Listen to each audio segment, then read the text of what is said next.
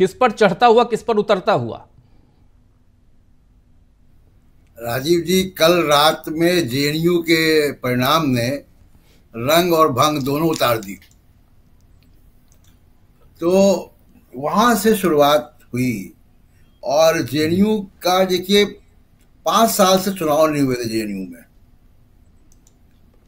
और 6 साल भी नहीं होते तो क्या चला जाता। हमारे साथी शकील अख्तर जी ने लिखा भी इस बात को। जब आप कश्मीर में चुनाव नहीं करवा पा रहे 6 साल से, तो जेएनयू भी। लेकिन जेएनयू में चुनाव क्यों करा दिए? इनके पास फीडबैक था कि सब ठीक है, बादल है, रडार में नहीं आएगा, चलो चलो। तो अब वो उल्टा हो गया।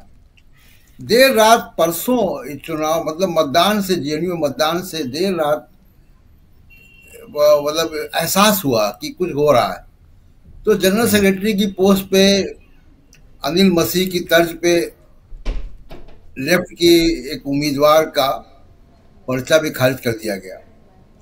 वामपंथी खेमे ने बापसा की उम्मीदवार को अपना समर्थन दे दिया, वो निकल गई।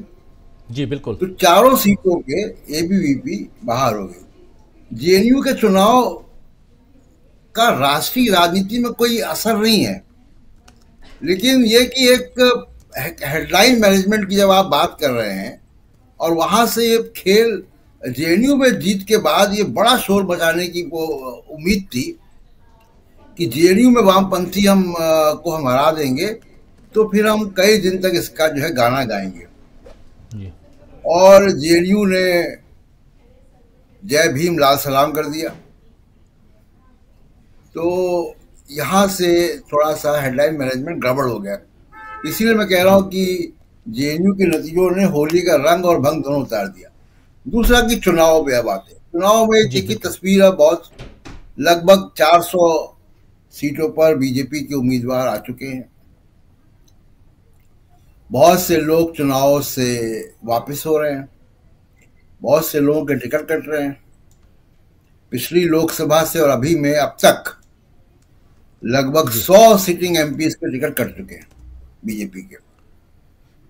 तो जाहिर सी बात है कि ये एंटी इनकम्बेंसी को कहीं ना कहीं एड्रेस करने की बात हो रही है। तो एंटी इनकम्बेंसी है, इस बात का एडमिशन है। ये इकबालिया बयान है कि एंटी इनकम्बेंसी है, इसलिए इतने बड़े पैमाने पर सिटिंग एमपीज के वोट कटे। जी। और इसीलिए आप देखिए कि वीके सिंह ने अपनी मर्जी से पर्चा वापस लिया या उनको कहा गया। लेकिन बहुत से लोगों को गुजरात में हमने देखा, बहुत से लोगों को बंगाल में देखा कि टिकट मिलने के बाद वो मैदान से छोड़कर गए। तो इसका मतलब कि ग्राउंड पे कुछ कहीं ना कहीं गड़बड़ है, और इसको बीजेपी एड्रेस करने की कोशिश कर रही है। और दूसरी चीज जो मैं बार बार कहता हूं कि देखिए, इंडिया गठबंधन की जो कलेक्टिव पावर है, जो हम लोगों ने अपने प्रोग्राम में भी 24 के गणित में भी उसको एड्रेस करने की कोशिश की थी, और आगे और आंकड़ों के साथ उस पर आएंगे, कि इंडिया गठबंधन की जो कलेक्टिव पावर है, वहां भी ये तय हो गया कि लगभग 400 सीटों पे 1 on 1 कैंडिडेट होंगे। गठबंधन सब जगह हो गए हैं, सीट अलाइनमेंट हो रहे हैं, बहुत फाइनल कहीं 1-2 सीट पे कुछ मामला होगा तो होगा। तो ये जो चुनाव है काफी दिलचस्प होने जा रहा है, और काफी टक्कला होगा। इतना ये केक वॉक नहीं है कि जैसा कहा जा रहा है 370 वगैरह वगैरह, ये सब तो खैर हेडलाइन मैनेजमेंट है, हम लोगों ने उसको साबित भी किया अपने प्रोग्राम में। तो बीजेपी के लिए इतना आसान नहीं है।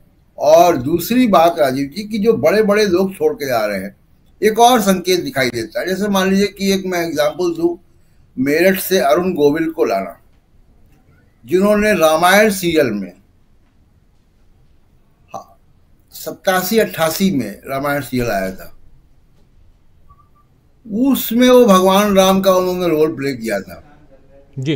उनको मेरठ से उतारने का मतलब है कि आप अभी या कंगना रनावत को हिमाचल प्रदेश से उतारने का मतलब है कि आपको जरूरत पड़ रही है क्राउड पुलर्स की। यानी अब मोदी जी अकेले क्राउड पुलर नहीं हैं, उनको फिल्म इंडस्ट्री के, टीवी सीरियल के कलाकार की आवश्यकता पड़ रही है क्राउड पुल करने के लिए। और अब पॉलिटिशियंस की जगह जी जो है आप कलाकारों को लेकर आ रहे हैं। इसका मतलब है कि कहीं ना कहीं आपको 100 लोगों का टिकट काटना, बड़े बड़े लोगों की वापसी और क्राउड पुल करने के लिए, भीड़ जमा करने के लिए आप सिनेमा के और टीवी कलाकारों को लेकर आ रहे हैं। तो इसका मतलब है कि कहीं कहीं कुछ गड़बड़ है, जिसको अभी हमको सामने दिखाई नहीं दे रहा है, लेकिन कहीं गड़बड़ है जो बीजेपी के लोग समझ रहे हैं।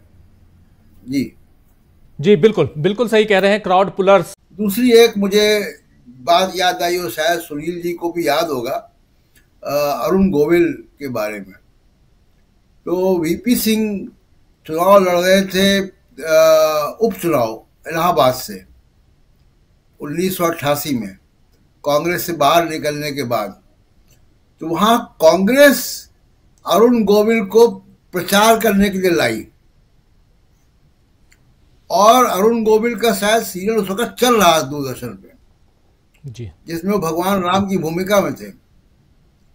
और वो बाकायदा वहां पे इलाहाबाद में पीली टंडन पार्क है, उस पीली टंडन पार्क में कॉस्ट्यूम के साथ गए वीपी सिंह के खिलाफ प्रचार करने। और वहां इलाहाबाद विश्वविद्यालय के छात्रों ने इनका जमकर विरोध किया, इनको मंच छोड़ के जाना पड़ा। तो कांग्रेस का प्रचार भी वो कर चुके हैं, आज वो बीजेपी के साथ यहाँ पे टिकट लेकर आए हैं। दूसरी बात देखिए, जो टिकट विकट की बात हो रही है, जिस तरीके से नए लोगों को टिकट दिए जा रहे हैं, अभी आप देखिए कि नवीन जिंदल साहब को कुरुक्षेत्र से टिकट दे दिया, कल वो आए बीजेपी में कांग्रेस से, आज उनको टिकट मिल गया। तो ये जो बगैर कूलिंग ऑफ पीरियड के जो टिकट मिल रहा है, आप सोचिए कि जो बीजेपी के कार्यकर्ता है या बीजेपी के तमाम सारे उम्मीदवार जो वहां लगे होंगे, उनको कितना झटका लगेगा। ऐसे ही आप देखिए, मुझे लगता है कि मेनका गांधी को जो टिकट दे दिया गया है, वो शायद इस तरीके का एक मॉरल प्रेशर, नैतिक दबाव बनाने की कोशिश की गई है कि वरुण गांधी इंडिपेंडेंट ना खड़े हों, इसलिए दोनों का टिकट नहीं काटा है।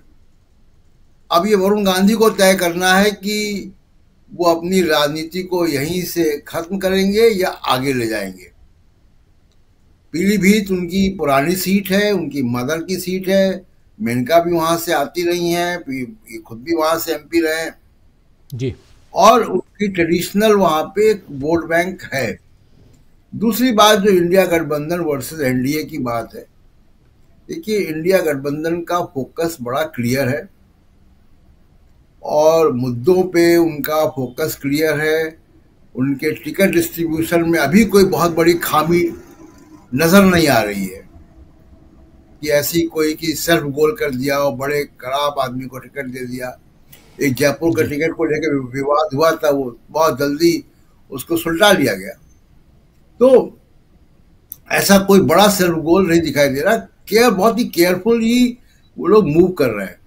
तो in absence of any wave, किसी लहर की एब्सेंस में, मुझे लगता है कि चुनाव बड़ा मुश्किल होगा मोदी साहब के लिए, और वो पूरी ताकत लगाएंगे हेडलाइन मैनेजमेंट के जरिए। लेकिन बहुत सारा मीडिया, जैसे आप सरकारी मीडिया जो आपने खड़ा कर दिया है, वो जरूर ये सब बातें करता है और एक एक चीज वहां पे हेडलाइन तक उनके पास आती है कहीं से। जी बिल्कुल। अगर वो बिहार में आरजेडी और कांग्रेस के गठबंधन में तोड़फोड़ की बात कर रहे हैं, तो वो उनको लिख कर आता है वहां से कि ये करना है आज। उनका अपना कोई एडिटोरियल कॉल नहीं, ना सोर्सेस है। तो इस मीडिया के जरिए भी आप बहुत कुछ कर नहीं सकते, क्योंकि मीडिया बहुत डाइवर्सिफाई हो गया है। आपको भी बहुत से जी मतलब बहुत से लोग देखते हैं जो उनके मीडिया को नहीं देखते उससे ज्यादा। तो मीडिया बहुत डाइवर्सिफाई हो गया। अब उतना आसान नहीं है कि आपने कोई अपने कुछ पालतू न्यूज चैनल्स पाल लिए हैं और वो आपका एजेंडा चलाएंगे और जनता जो है वही मानेगी।